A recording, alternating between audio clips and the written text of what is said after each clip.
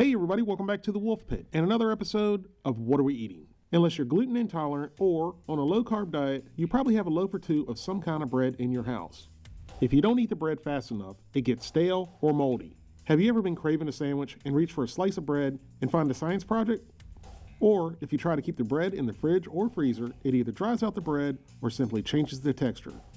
At least that's been my experience when I kept the bread in the fridge or freezer. Well, now you don't have to worry about refrigerating, freezing, or eating the bread in a short amount of time before it gets stale or moldy.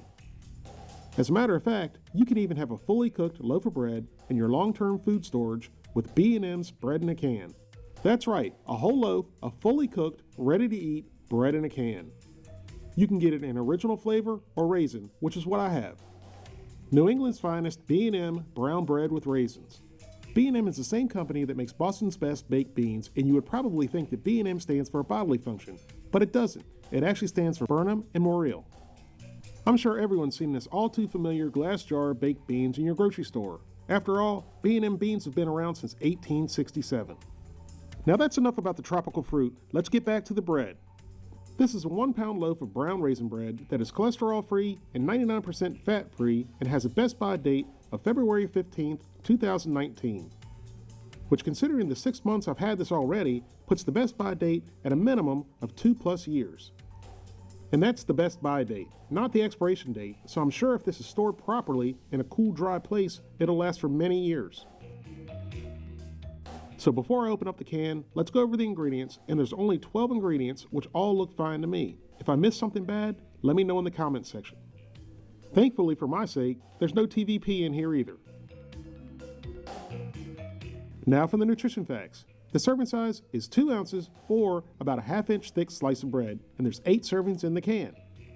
Per 1/2 inch thick slice of bread, there's 130 calories, 0.5 grams of total fat, no saturated fat, trans fat, or cholesterol, 380 milligrams of sodium, 29 total grams of carbohydrates, 2 grams of dietary fiber, 16 grams of sugar, and 3 grams of protein. The directions say to remove both ends from the can and then push gently if necessary. As soon as I opened up the can, you got the delicious smell of raisin bread, and I really didn't expect it to smell that good straight out of the can. As soon as I started pushing it out of the can, I had to remind myself that the B&M was not a bodily function, but rather two people's last names, because it sure did resemble what I associate as a BM. Now cut the slices as thick or as thin as you like. I can already see the comments flowing in. Why isn't he tucking his fingers in when he's cutting? He's going to cut his fingers off. What an amateur! Was it just me, or did I really sound like Napoleon Dynamite? Let's try that one more time. Tina, eat! Eat the food! Wow, I kinda do sound like Napoleon Dynamite. But anyways, I've explained numerous times on why I can't tuck my fingers in. But if you want to be a sissy and tuck your fingers in, go right ahead with your little sensitive digits. I like living on the edge, in the danger zone.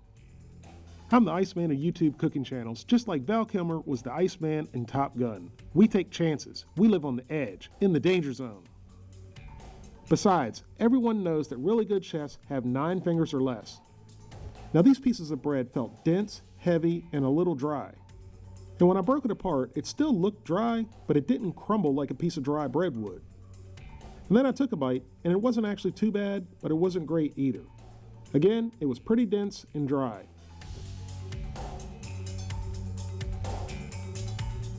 Now once the whole loaf of bread is sliced, it's time to heat it up. There's 3 different ways you can heat your bread. Toast it in a toaster or under a broiler, bake it in the oven, or microwave. You guys probably thought I was going to use the microwave, didn't you? Nope, I'm going to toast it under the broiler. I laid them out on a cookie sheet and then placed them underneath the broiler for about 2 to 2.5 minutes per side, just until they started to get a little bit of color. Once they were all nicely toasted, I had to add a healthy dose of butter. Butter makes everything better.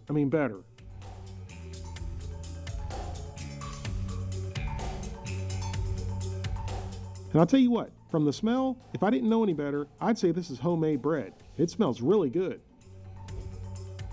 Once the butter was mostly melted and spread all over the bread, it was time to give it a taste. And this is definitely one of those things that got a lot better once it was heated up. Once it was heated, the raisins opened up and shared their moisture. Add that along with the butter, and you would never know this bread was dry before. But I do have to say, this reminds me more of scones than it does bread. But that's not a bad thing.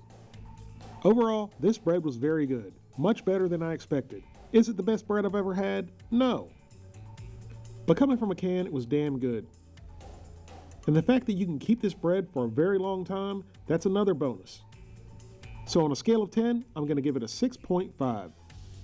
Thank you all very much for watching. I hope you do give this a try. Please don't forget to like this video and subscribe, and I'll see you soon.